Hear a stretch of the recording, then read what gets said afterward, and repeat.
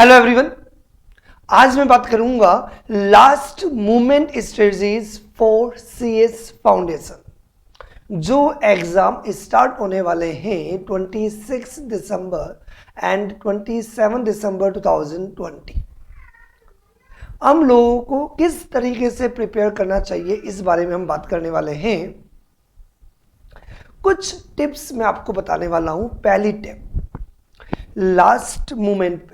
Last moment पे आपको कोई भी स्टडी मटेरियल चेंज नहीं करना। जिस स्टडी मटेरियल को आपने अब तक रेफर किया है उसी स्टडी मटेरियल को आपको कंटिन्यू करना है। वैसे भी फाउंडेशन के अंदर जो आपके सारे पेपर्स हैं वो एमसीक्यू हैं, तो आपको कुछ भी याद नहीं करना, ओनली आपको रीड करना है। और यदि आपने 5 to 7 टाइम्स यदि स्टडी मटेरियल को रीड कर दिया तो एमसीक्यू देखते ही आपको करेक्ट ऑप्शन याद आ जाएगा, आपको समझ में आ जाएगा कि what will be the correct answer. तो आपको जल्दी जल्दी से रीडिंग करनी होती है। तो जो स्टडी मटेरियल आपने अब तक रेफर किया है, जिस स्टडी मटेरियल को आपने देखा है, जिसमें अपना स्कैनर भी आता है, कंपाइलर भी आता है, आईसीएसआई मॉड्यूल्स भी आता है, उनको एक बार आपको रिकॉल करना है। लास्ट मोमेंट पे जो मेजरली जो आपने पहले पढ़ा था उसको आप पूरा रिकॉल कर सकते हो। फर्स्ट एंड सेकेंड पेपर के अंदर प्रॉब्लम नहीं आती, मेनली प्रॉब्लम आती है थर्ड एंड फोर्थ में, क्योंकि थर्ड एंड फोर्थ वाले पेपर के अंदर आपको दोनों पेपर पढ़ने का पूरा टाइम नहीं मिलता।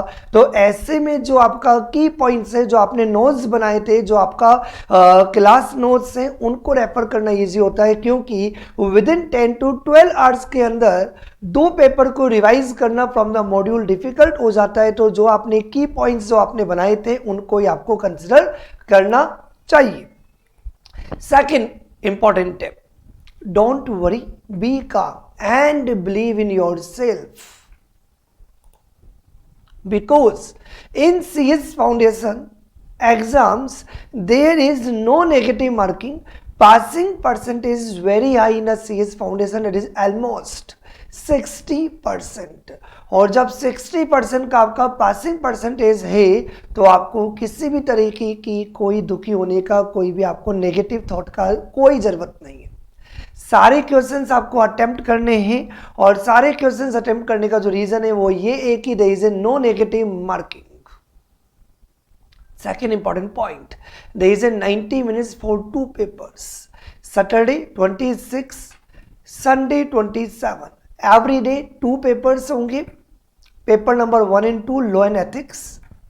देन उसके बाद नेक्स्ट डे संडे को, तो जब सैटरडे को आप एग्जाम देके आते हो तो एग्जाम देने के बाद आपको किसी भी फ्रेंड से कुछ भी डिस्कस करने की जरूरत नहीं है कि आपका पेपर कैसे हुआ। इमीडिएटली आप घर पे आ जाओ and then eco and accounts को पढ़ना स्टार्ट कर दो। सैटरडे एग्जाम देने के बाद आपका टाइम बहुत प्रीशियस है, क्योंकि 2 पेपर्स आपको संडे को कवर करने हैं। तो बेटर ये है कि हम पेपर डिस्कस करने वाला टाइम संडे को करें। संडे को एग्जाम देने के बाद आपको जितना रोना है, जितना चिल्लाना है, जितना डिस्कस करना है आप कर लेना, लेकिन सैटरडे को पेपर डिस्कस मत करना। 90 मिनट्स 1.5 घंटे के आपके पेपर होंगे, 2 पेपर्स होंगे, मतलब ये कि 45 मिनट्स फॉर ईच पेपर। तो 45 मिनट्स के अंदर आपको अपने पेपर को सॉल्व करना होगा।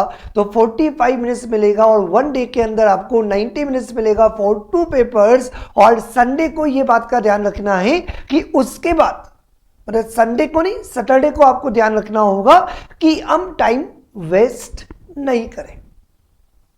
इमीडिएटली घर पे आके हम पढ़ना स्टार्ट कर दें, फिर संडे के बाद आपको जो करना है आप करो, कोई प्रॉब्लम नहीं है। Another important point, time management is not a problem, क्योंकि आपको लग रहा होगा सर 45 मिनट्स के अंदर एक पेपर करना है, मतलब 90 मिनट्स के अंदर 1.5 घंटे में आपको 2 पेपर को सॉल्व करना है। सर आपके लिए प्रॉब्लम होगा? बिल्कुल भी प्रॉब्लम नहीं होगा, don't worry about it. Sir क्यों? सर 1.5 घंटे में 2 सब्जेक्ट कैसे हो पाएगा मैनेज? इजीली मैनेज हो पाएगा, क्योंकि आपको कुछ भी लिखना नहीं है, आपको ओनली आंसर टिक करना है कि क्या सही है क्या गलत है आउट ऑफ द 4 ऑप्शंस। तो मतलब ये कि क्वेश्चन रीड करके आपको सिर्फ करेक्ट करना है, सिर्फ आपको टिक करना है कि क्या करेक्ट आंसर है, आपको राइट डाउन करने की कुछ भी जरूरत नहीं है। तो ये आपका टाइम सेव करेगा, ज्यादा टाइम बिल्कुल भी नहीं लगेगा। थोड़ा सा स्टूडेंट को प्रॉब्लम आता है पेपर नंबर 3 और 4 में, क्योंकि पेपर नंबर 3 के अंदर अकाउंट्स में न्यूमेरिकल क्वेश्चंस की वजह से स्टूडेंट को थोड़ा सा प्रॉब्लम आता है। लेकिन यदि आपने मॉक टेस्ट दिए होंगे, प्रैक्टिस किया होगा, तो आपको ज्यादा प्रॉब्लम नहीं आएगा। पहले से टाइम का ध्यान रखना, इजीली मैनेज हो जाएगा, वरी होने की बिल्कुल भी जरूरत नहीं है। सबसे इंपॉर्टेंट, स्टूडेंट का हमेशा डाउट ही होता है सर मैंने बार गलत कर दिया, सर मैं चेंज कर सकता हूं क्या आंसर को? बिल्कुल आप कर सकते हो। कंप्यूटर बेस्ड एग्जाम होगा तो answers can be changed easily. Another important point last, sir MCQ attempt करने की कोई स्ट्रेटजी से? बिल्कुल है। यदि आपको क्वेश्चन आपने देखा और क्वेश्चन देखते ही आपको लग गया कि क्या सही आंसर है, तो डायरेक्टली जो भी आपका करेक्ट आंसर है वो आप टिक कर सकते हो। लेकिन जिन क्वेश्चंस के आपको आंसर नहीं पता, आप कंफ्यूज्ड हो रहे हो, तो जिन क्वेश्चंस के आपको आंसर नहीं पता उनको भी आपको अटेम्प्ट करना है, क्योंकि पहले ही बता चुका हूं you we have to attempt all the questions because there is a no negative marking.